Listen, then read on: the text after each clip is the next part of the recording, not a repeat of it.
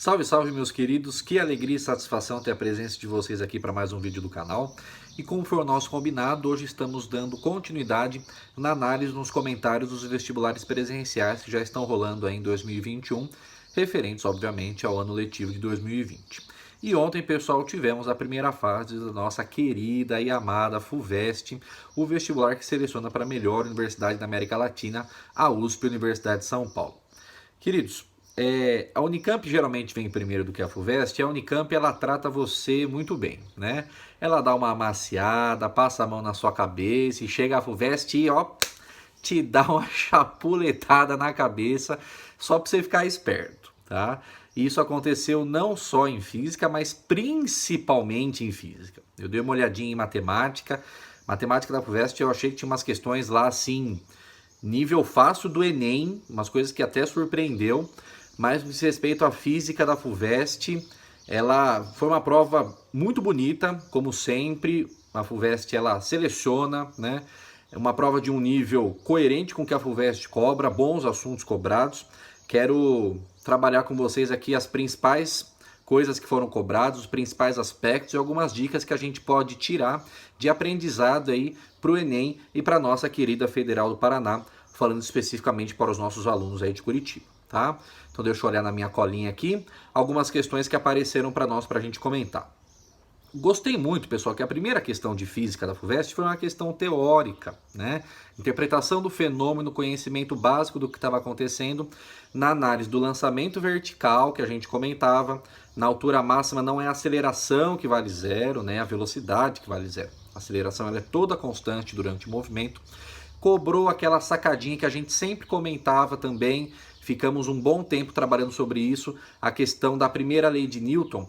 Quando a velocidade é constante, não existe força resultante aplicada no corpo, né, o princípio da inércia, e a questão da força-peso da força normal não serem um par ação e reação, né? Foi isso que a primeira questão de física da FUVEST comentou, teoria sobre um pouquinho de cinemática e um pouquinho básico aí de dinâmica, leis de Newton, tá? Depois, pessoal, a segunda questão foi sobre torque. Então perceba, a Unicamp cobrou torque e a FUVEST também cobrou, tá? Podemos ter um resgate aí dessa parte de equilíbrio, medida do torque, do momento da força, né? Não é, vamos dizer assim, não é um dos principais conteúdos que é cobrados aí que são cobrados todo ano, mas os dois principais vestibulares de São Paulo já cobraram, precisamos ficar atentos, tá? E a dificuldade a mais que essa questão da FUVEST trouxe em relação à da Unicamp é que uma das forças estava na diagonal. Então a gente precisava lembrar daquele esquema de decomposição dos vetores, brincando com seno e com cosseno, para aí sim, momento do horário igual ao momento do anti-horário, ele dava para você os braços, conseguia isolar o valor da força que ele perguntava. Tomando só um cuidado que era uma questão literal, ou seja, ele não tinha valores numéricos, né? Então a distância era L, o braço era D, o peso era P, né? Não tinha valores numéricos, a gente precisava carregar as letrinhas até o fim. Só que mais um vestibular, isso que eu quero deixar bem fixo para você, mais um grande vestibular cobrando exercícios aí de torque, de equilíbrio, é bom você dar uma olhadinha, tá bom? Uma questão que eu acho que derrubou muita gente do cavalo, porque não é um dos assuntos mais cobrados, ele não dava a equação, então realmente muita gente foi pega de calça curta, que foi a oscilação do pêndulo simples, pessoal, tá? Pêndulo simples, movimento oscilatório, ele cobrou a equação do período. 2π raiz de L sobre G, tá? Pegou muita gente de calça curta com certeza. Você precisava interpretar um gráfico que ele fornecia de oscilação da onda que a gente conhece mesmo para aí tirar o período, né? O tempo entre uma oscilação completa, dois pontos iguais e consecutivos. Aí você substituía na equação para conseguir chegar no comprimento do pêndulo simples, isolar o L que estava dentro da raiz quadrada. Se lembrasse da equação, saía fácil, porque a interpretação do gráfico era mais simples. Mas como não é um dos assuntos que a gente assim mais se debruça, né, lá na época do segundo ano do ensino médio, talvez muitos alunos tiveram dificuldades em resolver essa questão por não terem lembrado ou às vezes até visto essa equação, tá? Depois, pessoal, veio uma das questões que para mim era uma das mais bonitas, ou a mais bonita da prova de física, que foi a questão da usina, né? Ele cobrava a ideia de potência, energia sobre o tempo, e a energia que estava sendo transformada era a potencial gravitacional, o nosso MGH. E é um artifício, pessoal, de mostrar essa questão de forma muito clássica que vira e mexe aparece, tá? Ele não dá para você a massa da água, né, que estava caindo ali na usina, na barragem. Ele te dava a densidade. Aí você transformava massa como densidade vezes volume, né? E volume dividido por tempo no cálculo da potência, né? Dá vazão. Volume dividido por tempo é vazão e este era um dado fornecido. Então, o que eu quero que você guarde desse exercício? Se aparecer para você transformação de energia, potencial gravitacional no cálculo lá de potência, e ele te der vazão, tantos litros ou tantos metros cúbicos por segundo, entenda que você tem que fazer essa brincadeira com a equação da densidade para fazer aparecer o volume no numerador da fração e aí selecionar volume por tempo para substituir a vazão, tá? É um exercício que vira e mexe aparece, a FUVEST retomou esse cara, tá? Além desse cálculo da potência, aí tinha uma outra energia ali que você tinha que converter para quilowatt-hora, tomando cuidado com as unidades, né? Na mesma questão ele cobrou quilowatt e megawatt, tomem cuidado com os múltiplos e às vezes os submúltiplos, né? Quilo é 1000, o mega é milhão, né? E sempre multiplicando pelo tempo em horas para dar a unidade correta da energia que ele perguntou. É um assunto também de primeiro ano, mas é uma questão que tem aí uns 2, 3 passos intermediários, uma boa questão aí nível FUVEST, tá? Depois, pessoal, ele cobrou uma questão muito graciosa sobre ondas estacionárias, tá? Sobre a formação dos harmônicos, ele cobrava a equação lá do harmônico, da frequência fundamental, porque era o primeiro harmônico, né? NV sobre 2L, no caso o N valia 1. E ele juntava, pessoal, essa equação com a equação de Taylor. Lembra dessa? Que a gente comentava sobre a tração na corda, velocidade igual a raiz da tração, dividido pela densidade. E ele acoplava nessa corda um bloquinho que fazia uma certa tensão na corda. Aí ele mudava a massa em duas situações e perguntava a relação entre as massas. Não são equações, a equação de Taylor e dos harmônicos, apesar de a gente trabalhar razoavelmente no segundo ano, às vezes elas passam desapercebidas porque a galera acha que não é um assunto que cai muito em vestibular. Só que a FUVEST ela deu uma caixinha de texto, não com a equação pronta, mas lembrando que a velocidade era proporcional à raiz quadrada da tração na corda. Isso talvez te ajudasse a lembrar.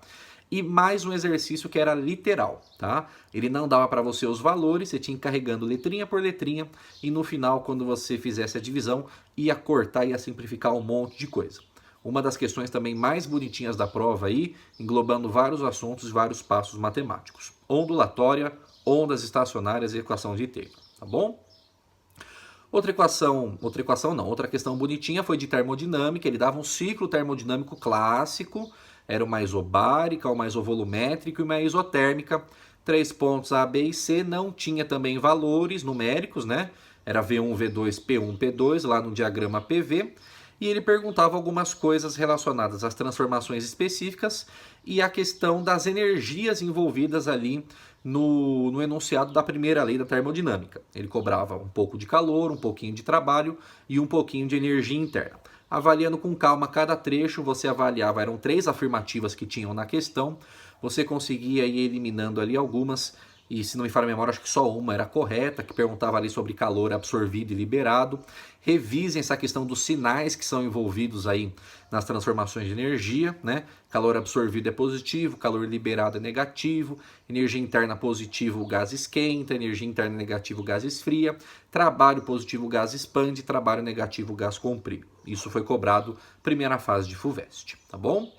Ele cobrou, pessoal, um assunto que eu me senti assim até feliz que cobrou, não é um dos assuntos mais visados em ótica, mas ele cobrou ótica da visão.